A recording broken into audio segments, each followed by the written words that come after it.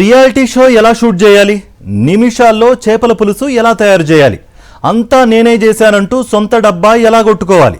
దీనికోసం ఏఐని అడగక్కర్లేదు, లెక్కలేనన్ని యూట్యూబ్ వీడియోలు చూడాల్సిన అవసరం లేదు. ఈ నెల 19న నెల్లూరు జిల్లాలో చంద్రబాబు పాల్గొన్న కార్యక్రమం చూస్తే చాలు. కెమెరా యాంగిల్స్ ఎలా సెట్ చేయాలి, తక్కువ బడ్జెట్తో సెట్ ఎలా వేయాలి, లేనిది ఉన్నట్టు ఎలా చూపించాలి, ఇలాంటి విషయాలన్నీ క్రిస్టల్ క్లియర్గా నేర్చుకోవచ్చు. చంద్రబాబు చేపల పులుసు పేరిట ఆంధ్రప్రదేశ్ ప్రజలకు చూపించిన ఆ విజనరీ డాక్యుమెంట్ని మీరు ఒకసారి చూడండి.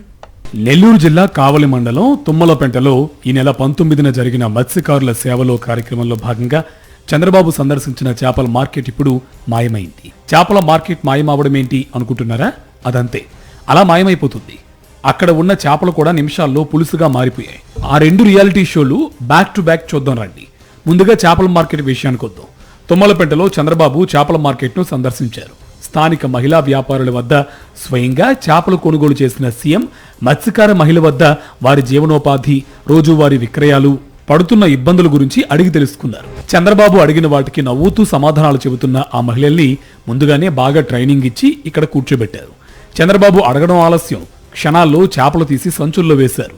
ఈ చేపల సంగతి కాసేపు పక్కన పెడదాం, ఈ మార్కెట్ సంగతి చూద్దాం. ఈ శిలాఫలకం చూసారా? దాని మీద ఏం రాసిందో గమనించారా? 1987లో అప్పటి ముఖ్యమంత్రి ఎన్టీఆర్ ప్రారంభించిన శిలాఫలకం ఇది. దశాబ్దాల కిందటే టీడీపీ ప్రభుత్వం ఆ ప్రాంతంలో చేపల మార్కెట్ నిర్మాణానికి శంకుస్థాపన చేసిందన్నమాట. చంద్రబాబు వస్తున్నారని తెలిసి అప్పటి శిలాఫలకానికి చుట్టూ రంగులేశారు. మరి ఇక్కడ నిర్మాణం కనిపించాలి కదా, పెద్ద చేపల మార్కెట్ ఉండాలి కదా. చంద్రబాబు రాకను దృష్టిలో పెట్టుకుని ఆగమేఘాల మీద సెట్టింగ్ సిద్ధం చేశారు. తాటాకులతో ఓ షెడ్ వేశారు. దాంట్లో కొంతమంది మహిళల్ని కూర్చోబెట్టారు. వాళ్ళు ముందు పట్టాపరిచి అప్పటికే మార్కెట్లో కొనుగోలు చేసి తెచ్చిన చేపలను అక్కడ పెట్టారు.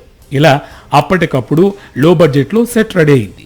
అంతా రెడీ అయిన తర్వాత షాట్ రెడీ బాబు అని చెప్పిన తర్వాత చంద్రబాబు రంగంలోకి దిగారు. తన జేబులో ఓ మైక్ పెట్టుకున్నారు. పక్కనే ఇద్దరు మత్స్యకారుల్లో ఒకరికి మైక్ అందించారు. అప్పుడే ఫ్రెష్గా నిర్మించిన సెట్లో అడుగుపెట్టి ట్రైనింగ్ ఇచ్చిన మత్స్యకారులతో మాట మంతి కలిపారు. మామ ఎన్టీఆర్ శంకుస్థాపన చేసిన శిలాఫలకాన్ని కూడా తెరిపార చేశారు.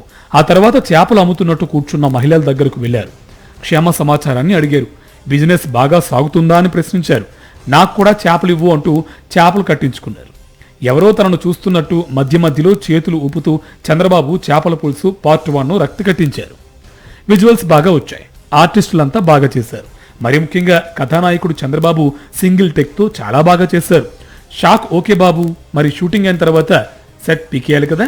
చంద్రబాబు పర్యటన తర్వాత అదే జరిగింది. కావాలంటే ఆ దృశ్యాలు చూడండి, అంతా ఖాళీ. ఆగండి, అప్పుడే అయిపోలేదు. ఇప్పుడు మీరు చూసింది పార్ట్ 1 మాత్రమే. చేపల పులుసు సంగతి మీరు మర్చిపోయినట్లున్నారు. ఆ పార్ట్ 2 ఎపిసోడ్ ఇప్పుడు కూడా చూడండి. అలా కొన్న చేపలతో ఓ మత్స్యకారుడి ఇంటికి వెళ్లారు చంద్రబాబు. ఈ ఇల్లు తానంగారి బాబు అనే మత్స్యకారుడిది.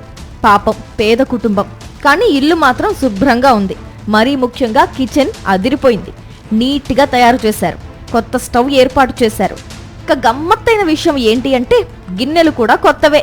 మరి చంద్రబాబు వస్తున్నారు అంటే సెట్ ప్రాపర్టీకి ఆ మాత్రం ఖర్చు అవుతుంది కదా, పైగా ప్రజల డబ్బే కదా, పర్లేదు. కిచెన్లో ఓ కెమెరా, బయట గదిలో మరో కెమెరా, వెలుపల డోర్ నుంచి ఇంకో కెమెరా, లైటింగ్ కూడా బాగానే సెట్ చేశారు. అక్కడ కూడా షాట్ రెడీ బాబు అన్న తర్వాత ఎంటర్ అయ్యారు మన సీఎం బాబు. షూ తీసి లోపలికెళ్లారు. ఇల్లంతా చూశారు. ఇల్లాల్ని పలుకరించారు. నాకు చేపల కూర వండి పెడతావా అని అడిగారు. ఆమె సరేనంది. ఇందాక చేపల మార్కెట్ సెట్ నుంచి కొనుక్కొచ్చిన చేపల్ని ఆమె చేతికిచ్చాడు. తీసి చూస్తే అందులో నీట్గా కట్ చేసిన చేపలున్నాయి. అదేంటి, ఇంతకు ముందు చేపలమ్మిన మహిళ కట్ చేసి ఇవ్వలేదు కదా? అలాంటి ప్రశ్నలు మాత్రం అడగొద్దు. బాబుకు టైం లేదు. కొత్త స్టవ్ పై కొత్త గిన్నె పెట్టింది ఇల్లాలు. గిన్నెలో ఆయిల్ వేసి అప్పటికే సిద్ధం చేసుకున్న మసాలా దినుసులు వేసింది. కూర ఎలా చేయాలో కూడా బాబు డైరెక్షన్ ఇచ్చారు. అవునా, నిజమా అంటూ ఆమె కూడా ఎక్స్ప్రెషన్ ఇచ్చింది. ఈ మొత్తం ఎపిసోడ్లో అసలు స్టవ్ ఆన్ చేశారా లేదా అనే సందేహం మీకు వచ్చింది అంటే మీరు ఈ ఎపిసోడ్ని బాగానే ఫాలో అవుతున్నారన్నమాట. మొత్తానికి సదరు ఇల్లాలకి డైరెక్షన్ ఇచ్చేసరికి బాబుకు చెమట్లు పట్టాయి. ఆయన ఎక్కడుంటే అక్కడ టవర్ ఏసీ ఉంటుంది. కాకపోతే ఈ ఇల్లు చిన్నదైపోయింది. అదన్నమాట సంగతి. మొత్తానికి ఆమెకు సలహాలు సూచనలు ఇచ్చి కిచెన్ నుంచి గదిలోకొచ్చారు. గదిలో భర్త పిల్లలు సిద్ధంగా ఉన్నారు. ఇక వాళ్లతో మాటామంతి కలిపారు. ఆయన మాటలు కలిపి 3 నిమిషాలు కూడా కాకముందే ఆ ఇల్లాలు వంట పూర్తి చేసేసింది. బాబుగారు కాస్తొచ్చి చూడండి అంటూ మళ్ళీ కిచెన్లోకి ఆహ్వానించింది. పీట మీద నుంచి లేచిన బాబు మళ్ళీ కిచెన్లోకి అడుగు పెట్టారు. ఆ ఇల్లాలు బాబు చెప్పిన చేపల పులుసే కాదు, పక్కన మరో గిన్నెలో చేపల వేపుడు కూడా చేసేసింది. అవును, ఈ 3 నిమిషాల్లోనే.